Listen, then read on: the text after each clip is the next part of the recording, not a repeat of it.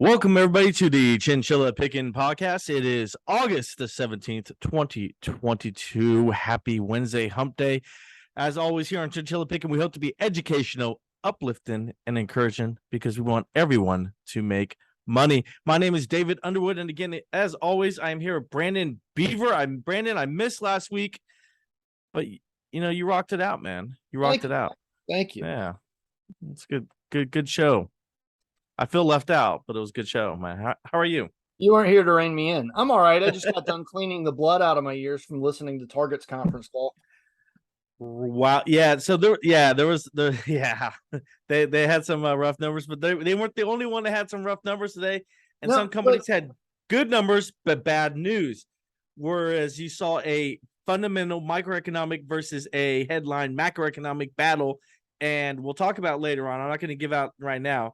And so far, the macroeconomic headline is winning. Here was my problem with Target's conference call. It was all rosy, completely contrived. The entire conference call sounded like one big infomercial for Target. And, they're all super excited and happy with their quarter, despite the fact that they missed earnings per share by like 50%. And operating margin was down 8% year over year. I mean, they had a bad quarter. But the entire time they're like, oh, we're so super stoked for like how we did. And we're so proud of everybody for achieving the things they did this quarter. And it's like, dude, your quarter sucked. Okay. I just gotten off the call with the Walmart earnings call. And that was a great call. And they were honest and you could tell that it was just a conversation. The CEO was telling you what he thought. Was not contrived, was not robotic. They could have outsourced Target's conference call to robots. It could have been done AI. That's what it sounded like. It was, I was so bored out of my mind. Yeah, I hate to talk over you because I get complaints from listeners like, when you talk over them, I can't quite hear. So I hate to do that. But when you hear that robotic earnings call, like such as you heard from Target, and you feel like it's not real, it's not sincere, they're just trying to push a propaganda message out, it just makes you want to sell and never go back in that stock again because you can't trust the leadership. Like, how do I trust you? Yeah, I don't know. Anybody else who listened to it, I'm sorry. Usually there's two different types of conference calls. There's bad ones, there's good ones. There's in the good ones, I can usually listen to it, and then by the time they get to the questions, I have all my questions already answered. I don't have to listen to the questions. I can just turn it off. I was just like waiting for the questions to come up on Target, and those weren't even really that good either. But just hoping for something of substantial value rather than talking points. Sometimes all they have is talking points, man. What do you say we get into this here? Hold on. If you're listening right now and you like what you hear, please hit that subscribe button. Go ahead and follow us on any one of our social media platforms that we are currently on. Feel free to reach out to us, DM us. Someone did reach out to us, and I do want to address this, about having a guest host on the show. They wanted a guest host. We are still looking into that. We did get your email. We will get back to you. It is just Brandon and I. We do not have a team behind us. So give us some time here. We are busy guys, but we'll do our best to get back to you on that. But if you are listening, you like it, please subscribe. Please let your friends, family know. Tell them all about us. Share it out there. And here are the rules. Brandon and I get together 5 to 10 minutes before the show, and we tell each other what we're going to talk about. We do not discuss it here. The live discussion here for you on the show. Brandon, since you have the most, do you want to take it away or what? Yeah, we'll do a retail tale of the tape. The last time I did this back in November, things were a lot different, but the environment for retail has so significantly changed in such a short period of time that I feel like it's another good time to do a retail tale of the tape show. The last one was back in November, and I think I might make this a quarterly thing just because retail is so telling on the state of the consumer. So every 3 months, Walmart, Target, Kroger, they report earnings. We'll probably do a retail tale of the tape. Go ahead, Dave. Is this going to be a Walmart versus Target? Red versus blue? Yes, Walmart versus Target, and we're going to talk about the health of the consumer. Right now, consumers are spending down their savings, which means that companies will not be able to sustain price increases, which that might sound good to some people that inflation is going to come down. However, excess government spending is being combined with a reduction in oil rigs this year and increased travel demand. This is keeping commodities still high. Okay. Oil's come down quite a bit in the past month, but it's still a lot higher than it was a year ago. And this is keeping food prices and consumer staple prices high. And this is putting a squeeze on the profits of these companies, and it's causing a profit recession. Profits are down across the board. Make no mistake about it. They could tell you that Walmart had a great earnings, but 2 years ago, 3 years ago, pre-pandemic, if they would have had these kind of results, then investors would have been apoplectic. It would have been bad, not good. So on Tuesday, Walmart reported second quarter adjusted earnings per share of $1.77 on a revenue of $152.8 billion. Both numbers exceeded the consensus analyst estimates of $1.62 and $150.8 billion, respectively. Revenue was up 8% from a year ago. However, that for the most part was driven by inflation. There's been a 132 basis point decline on gross margin, which I think actually was better than what was expected out of Walmart. That's only 1.32%, not too bad. And we'll talk about what happened to Target later. We can see how Walmart's faring better than Target at the moment. About a quarter. Hey, who said that? Who did anyone on this show call that? Do I remember a quote from someone on the show saying, I wouldn't touch Target or any of these other retailers with a long stick, but if you forced me to, I would buy Walmart? Was there someone who said that on the show? I believe that was you. I'm just saying, man, here we go again. We go again. If you're not listening to us, listen to us now. Yeah. A study came out. This was something that hit the news yesterday. A quarter of Walmart's quarter two revenue came from customers that are making more than $100,000 a year. So, I mean, all right. So, all right. Look, I if you're in that group and you're looking to save money, right? And you're looking for deals because you either are wanting to switch. A lot of people in that group are wanting to switch retailers. They're unhappy. They're looking for different areas. Walmart's grown in multiple areas. They're in there's a Walmart here right next to me in a very nice neighborhood. So they are in, those type of neighborhoods where you can get that kind of clientele. But I believe it's high inflation and, people are just looking for better deals. I believe that's mainly the cause of that. And Walmart is where they're going. When you have people that bring in income of over $100,000 a year, penny pinching, things are not good. I mean, exactly. I mean, yeah, sorry. I mean, that goes into what I'm going to cover later on, which is, about you can't have a booming economy and, low inflation right now. It's just not the way that the economic cycle works, man. They said that the amount of inflation and the persistence of inflation is affecting people globally. Well, this is the whole interconnectedness that we have of the economy, the central banks, the global banks, all of that stuff. We're all sort of having the same problem. And he mentioned Latin America, Asia, and the Americas.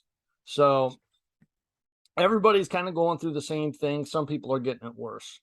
Food comps are up mid-teens for the quarter because of inflation.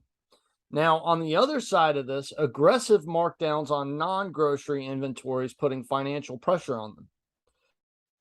This is a side effect of being or post-pandemic. Go ahead, Dave.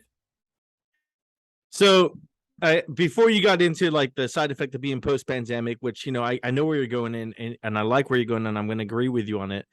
I do want to say that, yes, everybody in the global economy right now is dealing with inflation in all sorts. Bank of England, so, you see the headlines coming out of the UK right now, and they're drastically trying to raise rates, and it's causing an actual recession there. So they're going to get through it because they're doing what you need to do to overcome these things. Everybody's raising rates except for who? Who's the only one who's cutting rates right now in the world of a China. major economy? China, right? Why does China want to cut rates? Because they like inflation. They like their money to be devalued so that they can sell their goods cheaply to the rest of the world. They are cheating the system by purposely devaluing their money so they can continue to sell you cheap goods. It actually happens. This happens to help the American consumer, though. I don't think that China and their leaders, I don't think they're as intelligent as other people believe they are, or as they believe themselves to be. They are impoverishing their own people by doing that.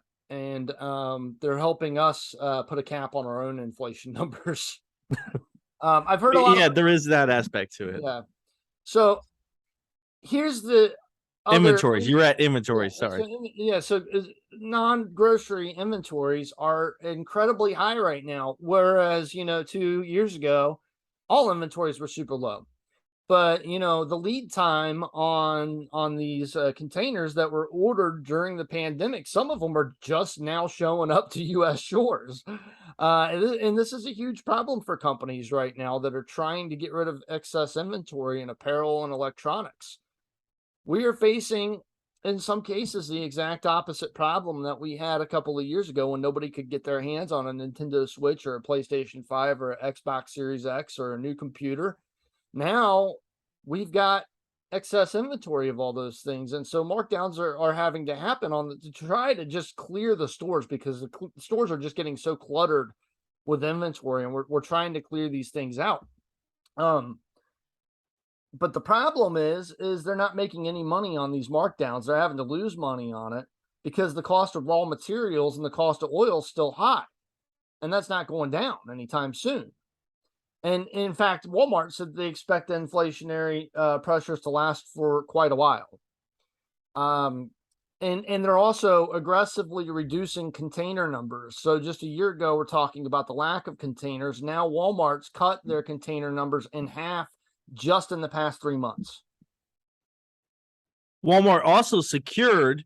Remember, they raised their dedicated drivers for their trucks, for their trailers.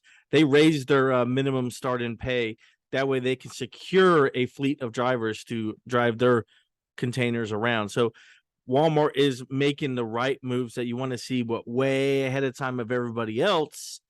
We reported on this way ahead of time everybody else, and it's doing well. But who I also think is really going to be a big winner, Brandon, out of all this shipping and carriers is going to be what we talked about, which is like the AI carrier routes. Right now, you have Tesla having a route down from Arizona to LA, from Arizona to Texas. You got routes of just the computers driving itself. Right now, there's still a human in the vehicle with him, but eventually they're going to get rid of that. And it's just going to be, you're going to see a truck driving down the road with nobody in the cab. It's just cool, it's going to weird you out. And it'll probably be safer. It probably would be safer.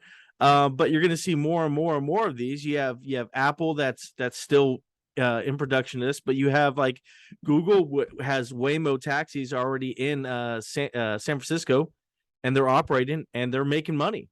Yep. And it's operating without a driver. I mean, so these things do exist. They don't exist everywhere. They're not in the middle of the country. They're only in cities like San Francisco, LA, New York. They do exist. They are going to come to truck driving, and I think those are going to be the big winners. So do you invest in Tesla? Do you invest in Google Alphabet because of Waymo? Do you invest in Apple for that reason? I mean, where do you go with this? Or do you go with Uber for the trucking business? I think Uber's a good value. And they're one of the companies from probably a sector of stocks that I would normally not touch. They don't have proven sustainable profitability yet, so I don't normally touch those kind of companies. But Uber, I think, has a lot of potential. I think if you're Google, you buy Uber. It would be a good buy, right? Because you could use the Uber service for your Waymo taxis. Yeah. And all of a sudden now you have a thing like China has that Baidu City, and they have these AI driven vehicles driving around picking up people. They hop in, there's no driver there. And it takes them where they want to go. Yeah. And this is something that, like, global GPS really paved the way for this. I mean, if I'm Yes. driving down a route and there's a wreck, my phone notifies me and tells me there's a hazard ahead and gives me like the amount of miles that I have to get to there. And then also offers me a alternative route. Right? I love the future. Anyways, the shift to online during the pandemic and then the shift back to pre-pandemic normal levels was sharp and tough to predict, they said, which is why they're winding up with so much excess inventory in retail. You know, the people switched up. They're no longer buying their equipment for their homes, no longer buying the furniture and stuff like that. They're traveling. But then also they're being eaten up by inflation on the gas and food side. So they've canceled billions of dollars of orders for inventory to help align inventory with demand. Another thing, I mean, that switched so crazily and so fast in the past years. A year ago, you wouldn't see canceled orders of inventory. People were trying to get that inventory in. Now they're canceling it. 10 to 11 billion dollars in shares will be repurchased in the next 2 quarters. So that tells me that Walmart still thinks that they're a little undervalued.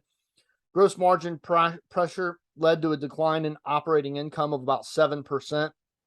And that operating income decline of about 7%, that's where I say investors wouldn't have been happy about 2 years ago. But I think right now it's just, it's kind of expected. Markdowns were hurting markdowns were hurting gross margin, particularly in apparel. Post-pandemic apparel inventory has been harder to get through than they anticipated. So I'm just kind of running through my notes here and just saying, just to paint the picture of how things have changed.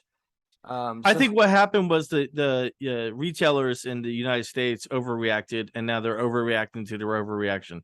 It's like if you're driving a car down the road, and all of a sudden you're like pull this to the left, you overreact to the right. Now we're trying to overreact back to the left, and we just keep overreacting, and nobody's doing the right measurement to get us back on It's track. kind of, yeah, but it's really hard to come up with the measurement. I mean, we had so many different macroeconomic interventions from the government and from the situation with the pandemic that it's just so unpredictable. Nothing that is happening or that has happened in the past 2 years in economics has been rational or even normal at all. These are not normal reactions and they're not normal actions that are happening in the economy. So that makes it very hard to predict because it was something that hadn't happened in our lifetime and really in anybody's lifetime. All I right. mean, you had the 1920 swine flu or Spanish flu pandemic or whatever, but they didn't shut down the entire world over it. This is the first time that's ever happened. Go ahead, Dave. All right. So you're saying we don't have normal reactions right now? Yeah. We had the COVID pandemic. It happened, everything. Even the CDC says we're on the other side of this, and we're going to treat it just like the flu, basically going forward. So right now, what the reaction was this year, you forget, was the reaction to a Russia-Ukraine war and the sanctions put on Russia, and I think that was a normal reaction to a war, and to that type of war, we're putting sanctions on an oil-producing country. That's a normal reaction, what the market did at that time, and oil price shooting higher. We even called it here on the show. We said, if these things happen, this is what's going to happen, and it did. So that's a normal reaction. So there are some normal reactions to the macroeconomic events that are happening, and you can see it. It's just they're macroeconomic events, so they're not always easy to predict. They're actually very hard. They should be very hard to predict because they should be headlines of the day. You know what I mean? Well, they're incredibly hard, but I mean, it wasn't just the Russia Ukraine thing though. So oil, If they you talked listen about to this all on the earnings calls from like last quarter, that's all they ever talked about. yeah, they were blaming it. I know, but that was annoying. Like, I'm hearing Restoration Hardware blame Ukraine, and I kind of got it to a certain extent. They were planning a big expansion in Europe that they're still planning, but it really didn't hit them as hard as they were pretending it did. But I we talked about this on the show. Oil is traded in dollars throughout the globe. The oil is traded in dollars. So the more you devalue the dollar, the more oil costs, right? So it's not just the Russia, Ukraine thing. It's also the fact that we have just literally piled so much money into our economy post-pandemic, via government spending, via stimulus paychecks, and all of that. This is the reason why we're getting taxed out of that money by inflation, and people are spending through their savings that they built back in 2020. And this recession is probably going to bottom once all of that excess cash is gone. You know, and I hope that's sooner than later. I was thinking it would be October when it happens, but even Steve Leisman on CNBC said that you know, we overspent our way into high inflation, and we cannot spend our way out of inflation. Yeah. And you know, I don't always agree with what Steve Leisman says, but in that statement, I agree with him. Yeah. Yeah, and And so, it's a true statement.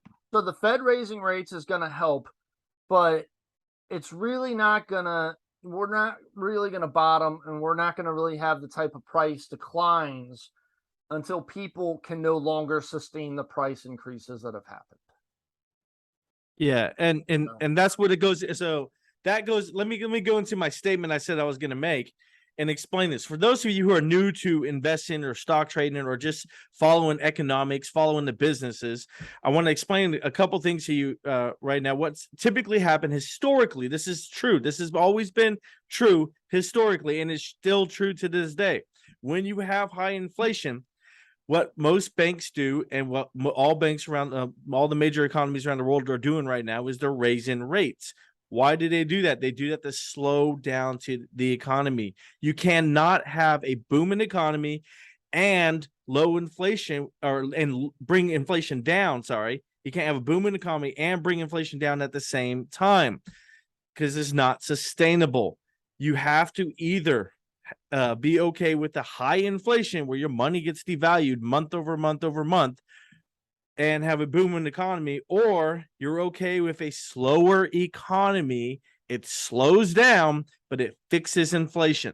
That's how it historically has always worked 100% of the time. And that's why right now I think that the problem is the Fed's trying to keep a booming economy and lower inflation at the same time. And I'm like, it's not possible. You can't do that.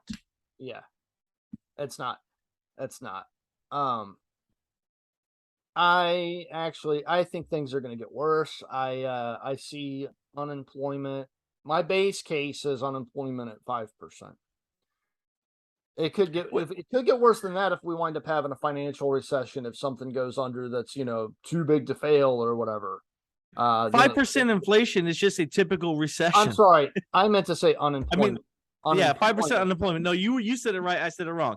5% unemployment is just a typical recession. It's actually probably at the beginning or the end of a typical recession. Typical recession, you probably see 7 or 8% unemployment. So 5% is not that bad. Not bad. Typically in the United States, during good times, we have between 3 and 4% unemployment. Yeah. So the fact that we are so overemployed right now is another issue.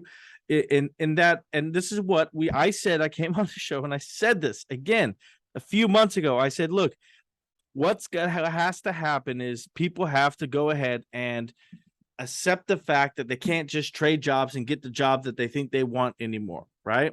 We had the Great Resignation that happened in November of last year, started in there. It kept going for a couple of months. There was all these headlines, Great Resignation, Great Resignation.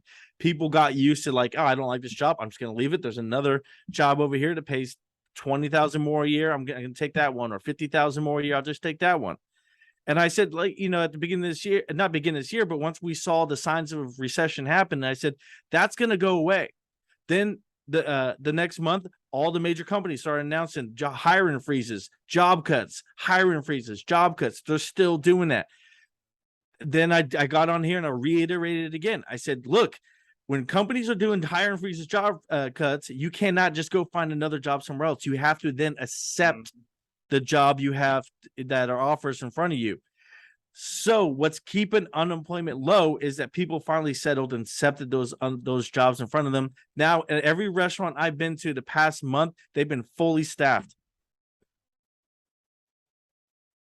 Yeah, because Meta, I mean, the tech people companies gave are up saying that they're too overemployed. I mean, Mark Zuckerberg came out and said that the other day, that they have too many people on staff.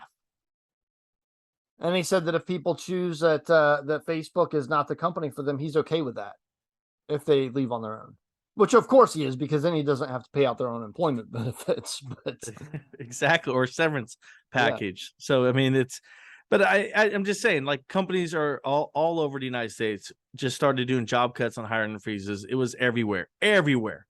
You saw it at all the major companies. Even Google came out and said, "Hey, we're going to ask more of you guys what a because change. we're not going to hire. We're not going to hire and fill in. We're not going to hire 3 guys. We're going to ask, this one person to do the job that we would have asked 3 to do." So what we're saying is that the new normal wasn't really normal. That it ended. That we're Yeah. finally over that period, and now it's back to it's getting back to a normal economic economy here, and you're seeing it. Yeah. And let's talk about the new normal and things that happened during the pandemic that are just not quite working out anymore. So I want to talk about meme stocks. I know this is your favorite topic to talk about, and I want to talk about specifically about Bed Bath and Beyond right now. So Bed Bath and Beyond, back in March, Ryan Cohen, who he's on GameStop's board, or was he like a chairman or something at GameStop?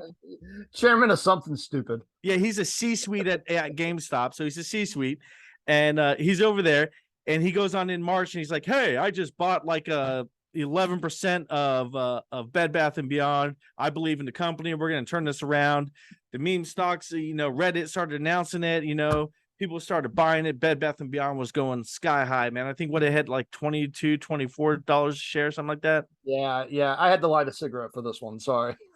So I mean, it just went sky high, and then all of a sudden today it was announced that Ryan Cohen go ahead and said that, "Oh no, I'm exiting my total position, his whole position, just gone." Congratulations. Congratulations, they estimated he made $60 million. Thank you to the Reddit crowd for making Ryan Cohen $60 million. So much for being about stopping the rich. You just helped the rich get richer because you're falling for these guys getting on social media and saying this stuff. That's exactly what I tweeted today. I was like, congratulations, apes. You made Ryan Cohen richer. Score one for the little guys, right? Yes, exactly, man. Guy made $60 million because he played you. He played you. That's what it was. He's going to continue doing it too. I give him all the credit in the world, dude. He's making money doing this. So, hey, it's legal. There's nothing wrong with, there's nothing legally wrong with it. So, if that's what you want to do, man, you go right ahead. That's your thing. He will pump that share price back up by spreading the rumor that he's not actually going to sell and that he hadn't sold yet. And then once it goes back up a little bit, he'll get rid of all sales, and then you'll see it decline again.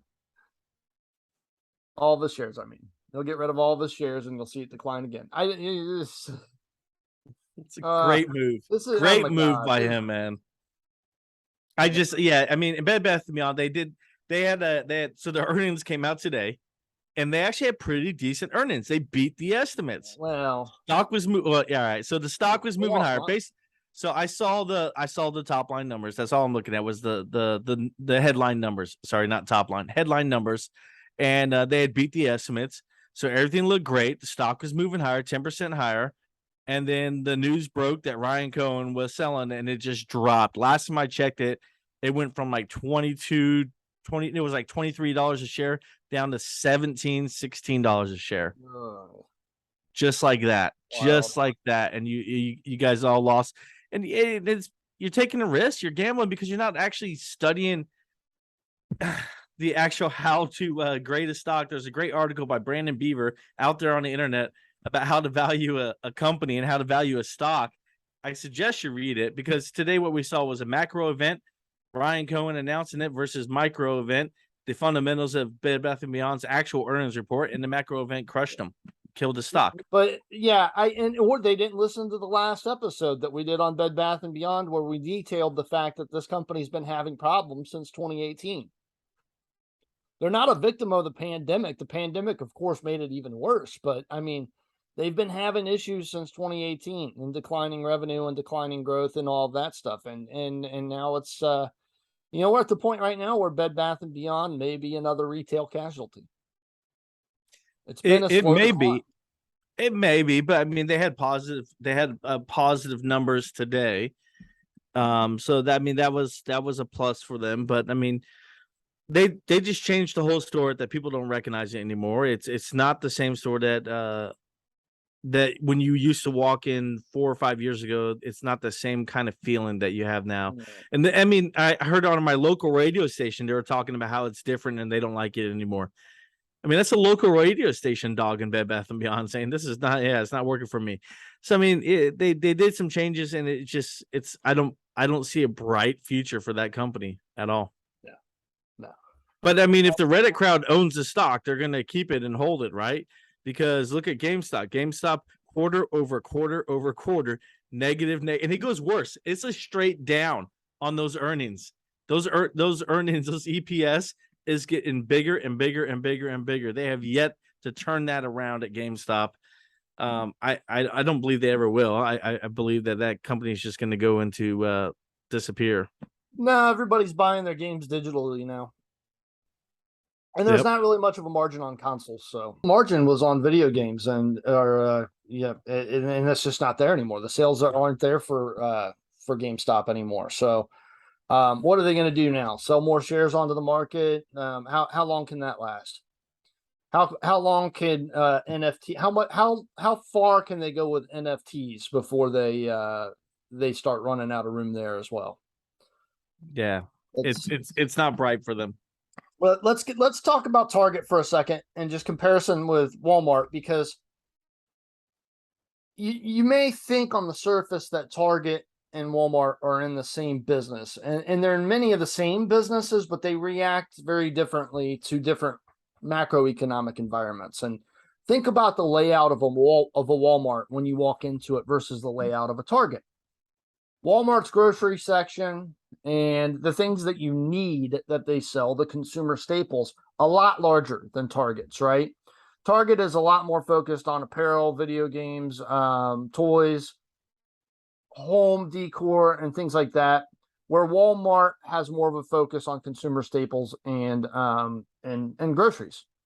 So Target does a lot better when we're in a booming economic environment. Well, Walmart, when the consumer starts to feel a pinch and like what we're seeing right now, Walmart does better because people gravitate towards value and towards the staples, where that helps Walmart. It does not help Target. So Target reported a second quarter fiscal 22 revenue growth of 3.5%, but that was largely due to inflation. They missed the consensus on this. The revenue came out to 26.04 billion. The consensus was 26.09 billion. So not too far off, but their earnings per share was way off. Earnings per share came out at 39 cents versus a consensus of 73 cents. So that's almost a 50% miss on EPS.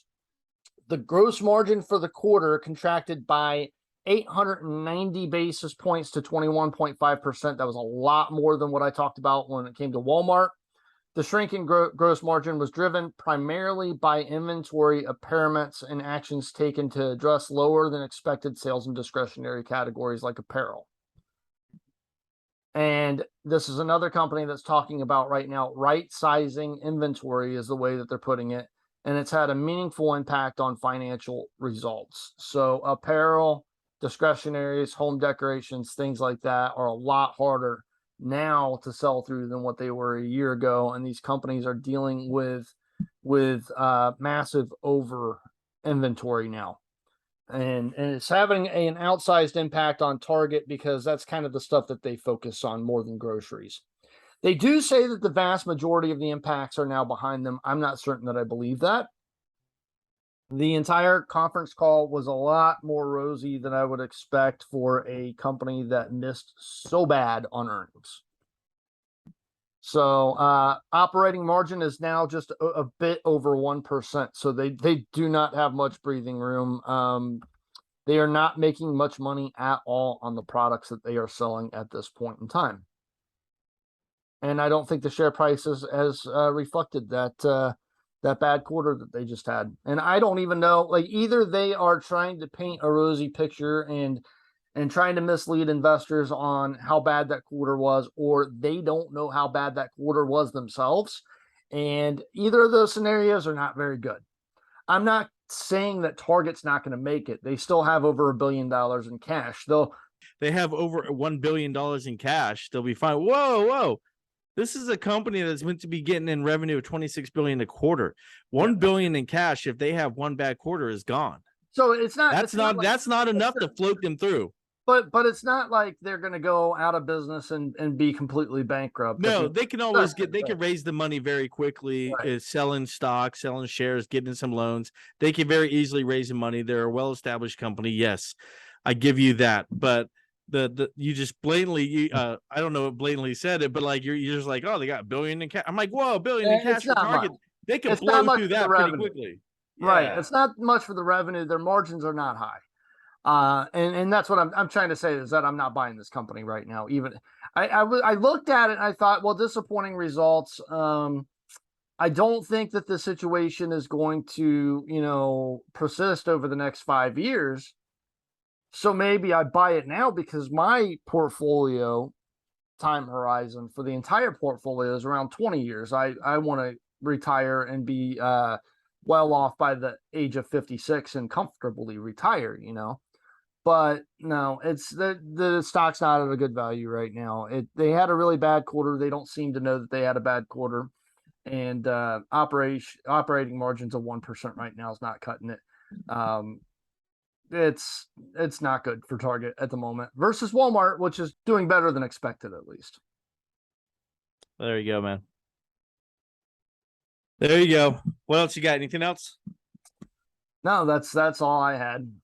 Just wanted to compare Walmart and Target there. You see Walmart does better during times where consumers are pinching pennies, and Target does worse. And so, hey, before you go into your final thought here, I want to challenge you to give me either a call or a sell, or or maybe you're just adding to your watch list this XYZ company. All right. So that's my challenge for you right now, on the spot. Challenging Brandon, go ahead. Final thought with that in mind. Trim retail discretionary. I did it today. I didn't sell through all my RH shares, but it's been like 20% in the past month. Why not? Why not? If we're looking towards a deeper recession, higher unemployment, things like that. I just had too much exposure to discretionary. The past month, retail discretionary has been on an absolute tear. And I don't think that the macroeconomic environment warrants that. I don't think that the earnings warrant that. So I became overexposed to consumer discretionaries, and I trimmed it. Gotcha. Yeah. And I'm not, let me tell you this right now. Okay. We have been so bearish the past 2 weeks of episodes. I am not selling SPY. I'm going to sell some of my some of my discretionary stocks and things like that. But I'm not selling SPY. I got it at 367. I believe that's a good price. But is there anybody that's listening to this show and will do the most craziest bearish possibility ever? Is there anybody that's listening to this show that believes that at some point in the next 20 years that the S&P 500 won't reach new highs again? If you believe it's going to reach new highs again, why would you sell SPY at this point? There's no reason to. If your time horizon is 20 years like mine is, and you believe that at some point in the next 20 years, the S&P 500 will hit new highs again, then you hold it. More people trade SPY than invest in it, and I just I don't understand it. I understand how easy it is to trade based off of macroeconomic news, but yeah, I am an advocate for buying and holding the index fund of the S&P 500 SPY. Gotcha. All right. My final thought is Ryan Cohen. Is he going to be the most hated man among retail traders? Yes or no? I don't know. We have to wait and find out, because right now I guarantee you they don't like him. what I'm looking at a short-term downturn in the market. Recently, on the last show I was on, I missed last week. Last show I was on, I said I was taking some profit on some. I took profit even more last couple weeks. I've taken a lot of profit. Yeah, it's funny, Brandon. I want to mention this before we get out of here that I said we both said that we're going to be full. This is like when did we say we're going to be fully invested? Back in May or June? Yep. I think we were saying, hey, we're going to be fully invested in the market. And we were, and then it just popped right up, and we were fully in. And everybody looked at it, you're fully in, like no cash reserves. We're like, hey man, this is market's going down. I'm buying as it goes lower. It's great, and we were excited. People thought we were crazy, and then it shot up, and now I'm selling them, taking my profits. I'm almost all in cash again, and I'm up a ton of money. And then we hear thinking we're nuts. Yeah, but anyways. I'm somewhere between 15 and 20% in cash, and I might take more if we have more. If we have more of a rally, I probably will. I'm not going to sell through any of my core positions because I believe in all of them, but I will trim them. There you go. Right. So what I'm looking at, guys, I'm looking at in the next few weeks, I'm looking at a possible downturn, because what I was thinking, I still think that to today, is October is where we're going to see the lows and we come off of them. That's when we're going to come off the lows and stay off the lows. And that's what I still believe, because we're going to see the inflation number come out for next month, and it's still going to be up there. And they're going to say, well, it didn't drop another 1.5%. What?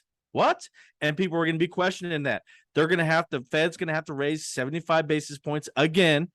And when they continue to raise at such high rates, they said the goal was like 4.5%, something like that around there. When they continue to raise such fast pace, it doesn't make for a soft landing. Am I saying we're going to go into a recession and stay there for a while? No, I'm just saying we are going to go down. So what I'm looking at, as I've cashed out of all my trades, I'm going to be looking for them to dip back down and start going back down. And then I guess start slowly reinvesting again in the companies I believe will be there at the end. I'll give you an example today. A lot of people were saying today on all the shows that Apple has gone up too far, too high, too fast. Do I believe it? I think it's right about where it needs to be. But because everybody else is believing this, all the institutions are believing this, it's going to come back down. What that means is when it comes back down, that's a good time to buy. That's a good time to start creating a position. That's what I'm talking about. I give that as an example. Take Apple as my example, guys. Watch it over the next 3 weeks. See what happens. As you can tell, I'm very passionate right now. Take a listen to it. We'll end it on that note. As always, we hope we've been entertaining, educational, and uplifting. Brandon, you have one more thing. One more thing. Michael Burry. Did you see the tweet? No, I didn't. What did he tweet? Okay. So on Friday, he tweeted and then subsequently deleted. The S&P had rocketed somewhere about 24% off the lows. And he said, congratulations, you have an average bear market rally. And then he showed how on average the bear market rallies move that far.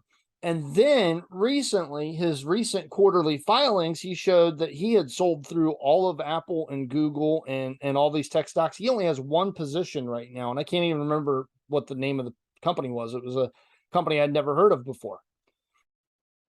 He sold through almost all of his positions, waiting on the next downturn. So I believe, I kind of agree with him too. I wouldn't have sold through Apple and Google, or Amazon. But raising the money right now, getting ready for another crash. I am right there. I'm right there with you. And that's right where I'm at too. I'm glad we're all on the same page with Michael Burry. As always, we hope we've been entertaining, educational, and uplifting, because we want everyone to make money. Have a good night. Have a good night.